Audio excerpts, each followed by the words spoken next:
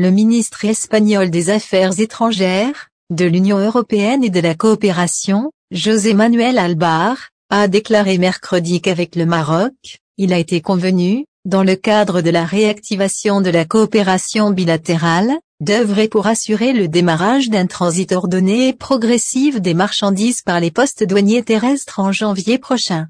À l'issue d'une rencontre avec le ministre des Affaires étrangères, de la coopération africaine et des Marocains résidant à l'étranger, Nasser Bourita à New York, en marge de la 77e session de l'Assemblée générale des Nations unies, le chef de la diplomatie espagnole a par ailleurs indiqué que les exportations espagnoles vers le Maroc ont augmenté de 30% en un an seulement, avec une valeur totale de 6 milliards d'euros.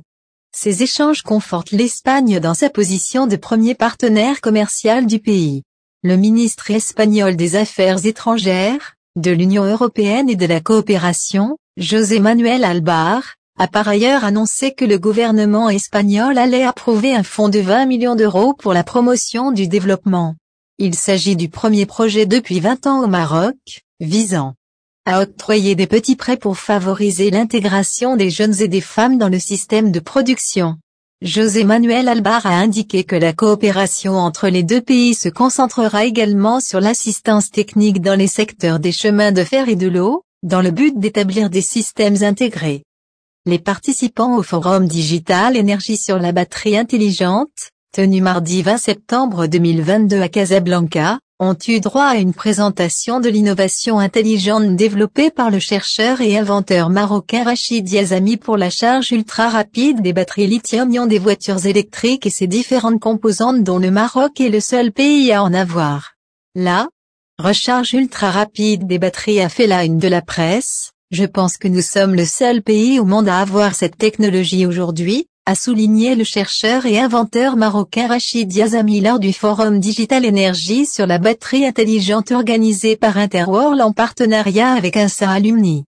Le Maroc a un grand potentiel énergétique, nous avons le phosphate et le cobalt qui sont primordiaux pour la fabrication des batteries au lithium, a-t-il ajouté. Avec la voltammétrie non linéaire, NLV, une solution présentée par le chercheur marocain, le temps de recharge qui peut dépasser 1 heure peut passer à moins de 15 minutes voire 5 minutes. Rachid Yazami en a fait l'expérience. La méthode consiste à appliquer une série de courants non linéaires, ce qui permet d'adapter la tension à l'état de la batterie pour que celle-ci ne chauffe pas et puisse s'auto-refroidir, a-t-il expliqué. Selon l'inventeur marocain, le Maroc possède un fort potentiel dans l'industrie des batteries. Le Maroc dispose de tous les atouts pour devenir le premier pays arabe et africain à fabriquer les batteries lithium-ion localement.